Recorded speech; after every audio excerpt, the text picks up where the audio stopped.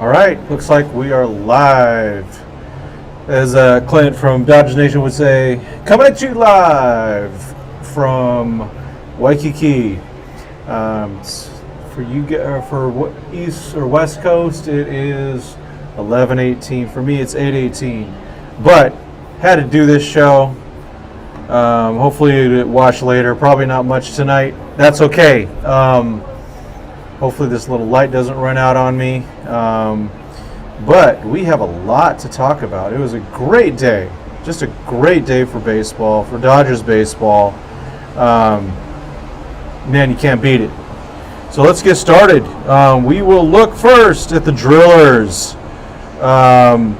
Just amazing pitching. Let's just go straight to that. We just cannot ignore it. So Landon Knack, healthy through 4 innings. Struck out just one. Only gave up 2 hits, no walks. Nice and clean. Very efficient. Let's see, for him, he where's he at? 54 pitches, 37 strikes. He is a strike thrower. Let's see, the next guy, of course, just the real star. Sorry about the motorcycle coming. Emmett Sheehan. Good Lord. 5 innings, no hits, no walks, no nothing. He did hit a guy. So shame on that guy for getting in the way. But we have, let's see, 8 Ks, no walks. This guy, so what we saw was Knack starting and Sheehan finishing. It's both like a start for both of them. So their Dodgers are working that in. Just as a note, the next starter's coming up for Tulsa. I got these written down here. Tulsa has Nick Frasso coming up, and then River Ryan following that. So that's just keep your eyes open. I ended up watching quite a lot of the Drillers game. We had a long day. We went out to the North Shore, saw Waimea Bay, where it was not pumping at all. There was nothing there. Just just flat. And not like I was surfing it. Just gonna go look at it. But so we were exhausted. So I got to watch some of the Drillers game. It was really fun to watch. Offense-wise, I'm jumping around a bit, so I'm using my iPad as my second screen. It's a little difficult, so sorry for keep looking away all the time. Did something move? Oh no. Batting-wise, so let's go to that. Someone had to hit. So Johnny DeLuca, that's right, Johnny DeLuca had a double and a home run. Vivas had a hit. It was kind of a dunker. Andy Paez hit the ball really hard, and then, including a sacrifice fly that went pretty darn deep. Brandon Lewis had the first hit of the season for the Drillers. Oh, yeah. Sean, you ain't kidding, man. They are so stacked, it's crazy. And they will be piggybacking probably a lot, I'm guessing, right? Ramos had a hit today. That was his first time in AAA or AA. Diego had a rough one at the plate. Cody Hosey, 2 hits today. Very cool. And then old friend, new friend, Dodgers win the trade. Yusniel Diaz hit a home run. And then DeLuca, so Diaz was batting 9th as a DH, and then DeLuca, so he hit his home run, and DeLuca, they went back to back. So Diaz looking good. So very cool for him. So those are the highlights of Tulsa, the Tulsa game. Next one, the Quakes. The Quakes, I mean, oh man. Goes back to the pitching again. Another shutout for Dodger pitching. So this is really, really good news. Maddux Bruns, 4 innings, 3 hits. Only 2 walks, 7 Ks. That's right, 7 Ks. The guy has nasty stuff. Pitch things for him. So 57 pitches, 37 strikes. He's coming back. He's coming around. He's getting better and better. So it's a very encouraging thing. Then Chris Campos, former shortstop, played the same college as Tony Gonsolin. 3 innings, 3 hits, 6 Ks, 2 per inning for Mr. Campos. He was like literally a former shortstop. Then another guy, and I'm going to say his name wrong. The guy who got the save, Lucas Wepf, W-E-P-F. Someday when I get out there, I'll ask him how he really says it. 2 innings, 1 hit, 1 walk, 3 Ks. So the Quakes struck out 16 batters. 16 batters. I'll let that sit just for a second. At the plate, so don't call me Josh. Jose Izarra, 2 for 4 in his single A debut. Donkey didn't do much. He walked. Chris Newell had a double, an RBI double in his debut. My man, I told you guys about this guy, Thayron Liranzo. Okay, he had a single to drive in a run, and then he hit a tank. So he went 2 for 4. He started at catcher, batting 4th. That says something, and he's a switch hitter. I think he got both his hits left-handed. It was not on any video, so I didn't see it. And trying to watch. Nevin 0 for Galizo 0 for Biddison 1 for 2, and then I can't remember his first name now. Dooney. They got him, just signed him as a free agent. He went 2 for 3 playing first base, and Juan Alonso struggled. Fielding-wise, there was a pass ball on Liranzo. And that was about it from that. And then to keep piling on, OKC, they came back. They did not do a shutout, but they came back to win the game, 5-4. They were down to the last pitch, and Michael Bush got drilled. They were down to the last strike, and then some of the guys that already are major, not rookies anymore, Luke Williams and Steven Duggar took care of business, in the box score. So pitching-wise, I'm only going to cover, I tell you. So I only cover the rookies, or the potential rookies. So we had Justin Hageman, came in, 2.1 innings, 3 Ks, no walks, no nothing. Very good. Brian Hudson, a guy, again, they got in the Rule 5 draft, the minor league section, 6'8" at least, 2 innings, 2 hits, no walks, so good for him. That's good for him. It's improvement. And then 2 Ks, he got the W. Now, he's been good. Sorry, I need to keep caffeinated even though it's super late, at least for you all. Offense-wise, let's go to that. We had Michael Bush, 2 hits. How about that? Drew Evans had a hit. Looks okay. Let's not covering those. Ryan Ward had 1 for 5. Devin Mann had a hit. That's about it. Ward's was a double. That's right. So not a ton there. Major League time. Let's talk about that just for a second. So some big news. Little sidetrack. So this is officially Miguel Vargas' rookie year, as he has now fulfilled the minimum requirements of being a rookie. I think based on might be plate appearances. I'm not sure. But he is now no longer a prospect in the top 30. Now, we will track him, of course, through the year because he is a rookie. But he is now out of the top 30. And so the new guy brought up is going to be coming, and we'll talk about him in a minute because he's right now with Great Lakes, left-hander Justin Wrobleski. So Justin's come back from Tommy John surgery, pitched a little bit at the end of the year last year with Quakes. He impressed people in spring training.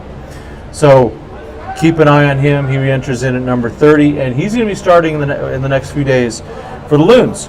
So for the Dodgers, our guy, the man, James Outman, keeps doing James Outman things.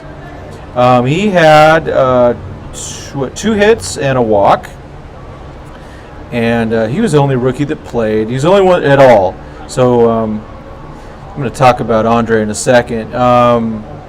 He had a little squib hit for down third base to get a hit, and then he had a solid single to get an RBI. The Dodgers went with all sorts of bullpen stuff. I wish that they would have given Andre Jackson one of these innings. Maybe, start him in the 7th. I'm not, I know Vesia was terrible. He gave up some rockets, I guess. any other guy, but just I'd like to see Andre Jackson get put in a situation where he might be a little bit tighter than a blowout. I think he could do it. I think he's a big weapon, and I'd like to see him use him. I guess big boy Bruce Gratterall had a sore back today, so he did not pitch. They said, "Oh, he'll be available tomorrow." We know that's horse hockey. That's not. We know how the Dodgers do the injury thing. He's probably going to be out a bit. Do you think Outman will get to face the lefties? That is a great question. I hope he does get to face some lefties. The problem is, of course, they're loaded. They have Trace Thompson, they have Chris Taylor. They need to get those guys in the lineup. Now, Taylor's getting in the lineup because Miguel Rojas is having some issues. Was it a hamstring, I think? And you got to be careful with that. So Taylor's playing there. So maybe that leaves something else where maybe, Trace Thompson maybe platoons with Peralta in left and leave Outman. I'd love to see Outman get that runway. I would, to be honest, I don't care what the situation is. I would not be platooning him. I would not be platooning Vargas, and they're not platooning Vargas. I would give James at least a little bit of runway against lefties. Don't bury him so quick. I think that's dangerous. So that is a great question, though. So let's hope that they keep playing Mr. Outman, get him in there against some lefties. Good win for the Dodgers today, though. I mean, any win's a good win, and the Padres blew a W today, so that was great. They were up 6-4. Ended up losing 7-6 bottom of the ninth. Congratulations to the Padres on a bouncing baby loss. Let's see some other notes I have. Let's see. Watching the Drillers game. Eddie's Leonard at shortstop looked really good. He turned a nice double play, unassisted, but he's just looking smooth out there, making plays. I'm very impressed with what I'm seeing so far of him.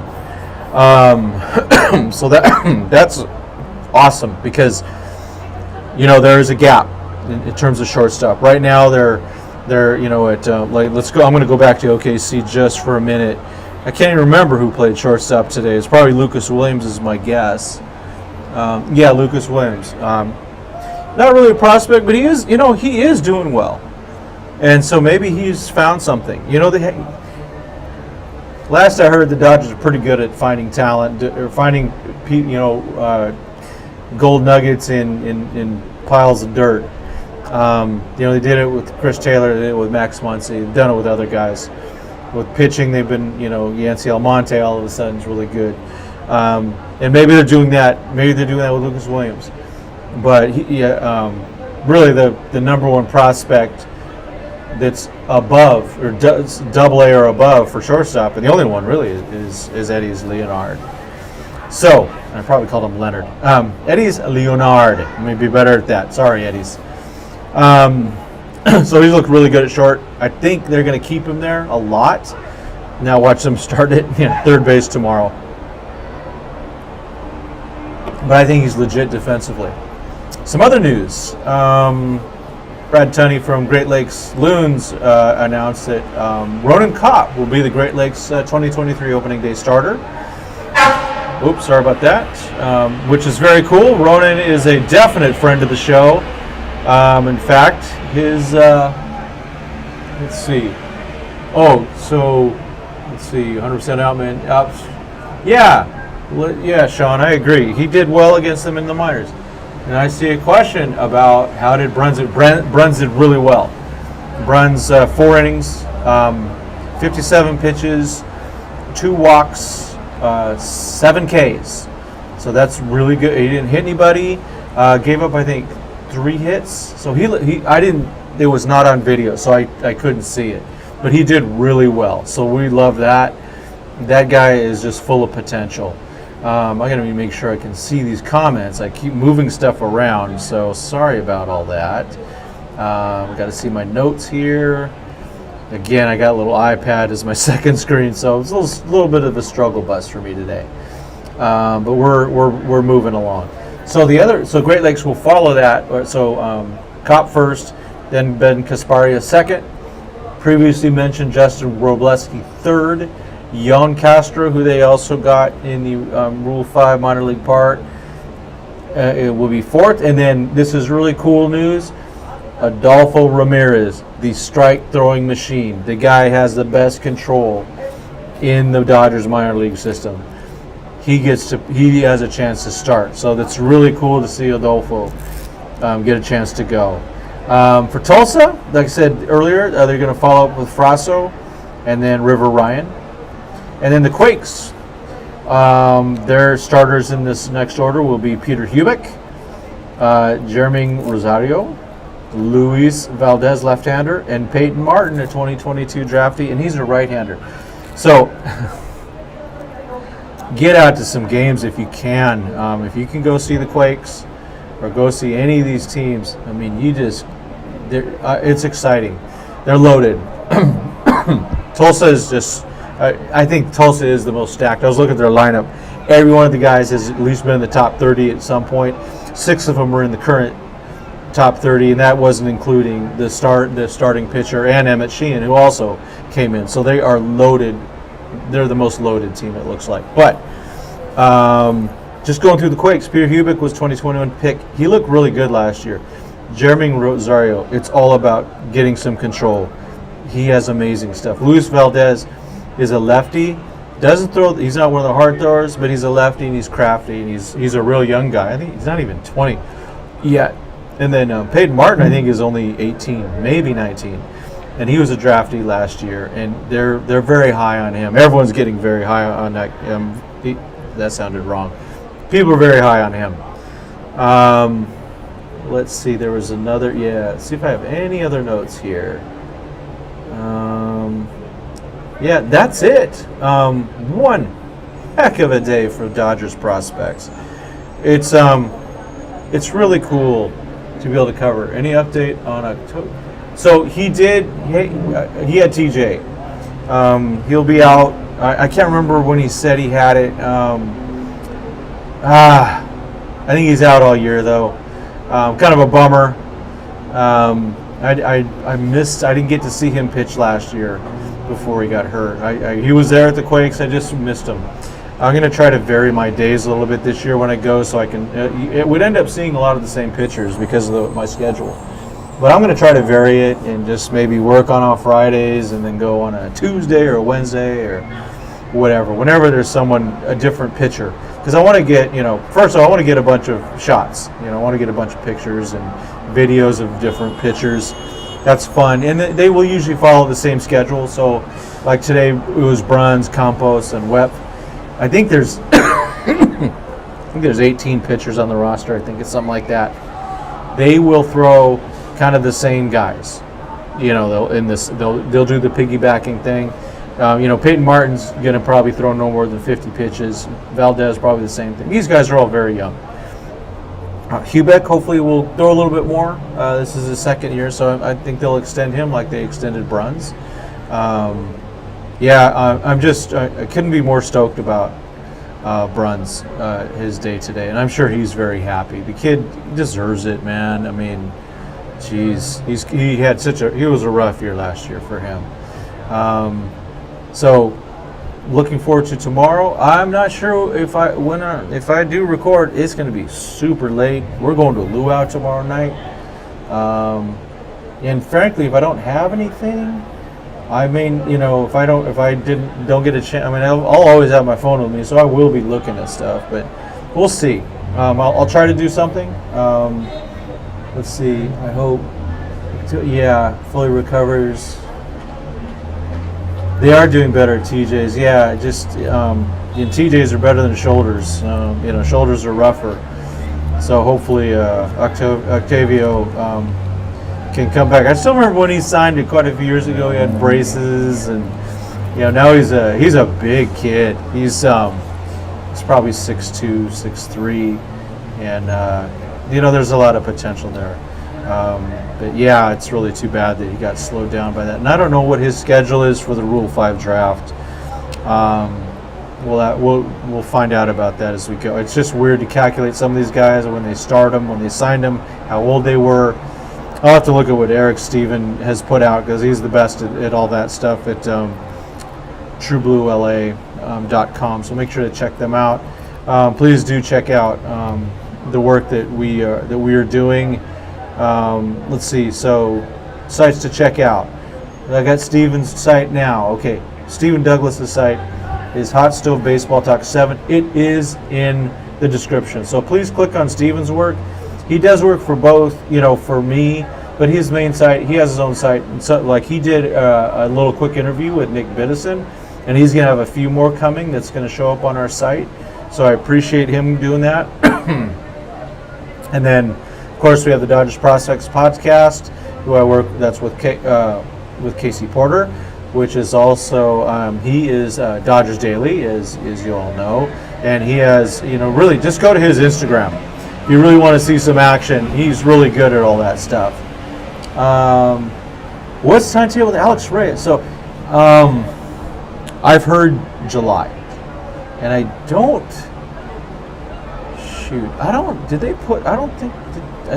maybe they didn't even put him on the 60-day. I can't remember now.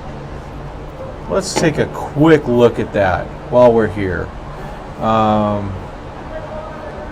Let's see. Dodgers. This is why I like being able to just do this and just go, hey, let's just look at what's already there. Boy, come on, make it better here.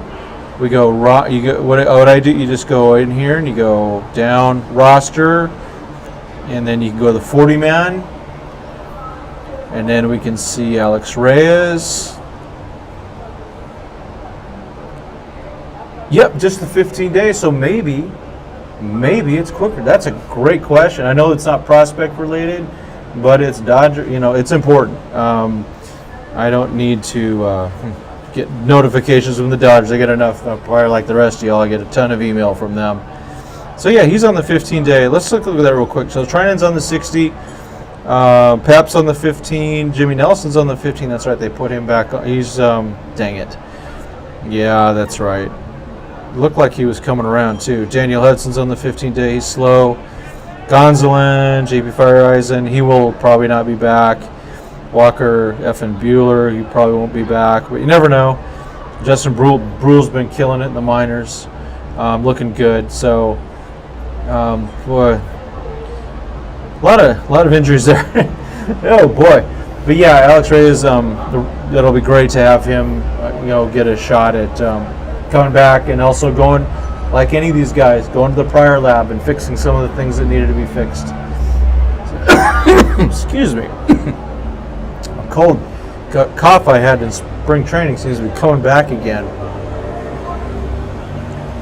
But hey, I appreciate y'all taking a listen.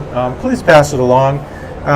One of the reasons I do this, I try to be as verbal as possible with it as I go through this, is so that you could actually listen to it while you're in the car, going to work or something like that, just to get your morning update. I kind of got the idea from what they do with Locked On Dodgers with Jeff Snyder and Vincent Sampaio, which is a great show. I listen to it quite often. So I get just that idea, just trying to be daily about it, and have something for people to listen to in the morning. I do it live. To be honest, it's the easiest way for me to do it. And I kind of like the actually, I really like the interaction, because I think it makes the show better. I got to make sure to read the questions as we go. But I appreciate you all. I'm going to sign off and enjoy the rest of my night here in Waikiki. And I hope you all are having a great night. And so please pass on the good news. I know you all are already subscribed and everything like that, so I'm not going to say all that. But please pass it on. I appreciate y'all. Thank you very much. Have a good evening, and I hope to be able to get on tomorrow, but we shall see. All right, thanks, everybody.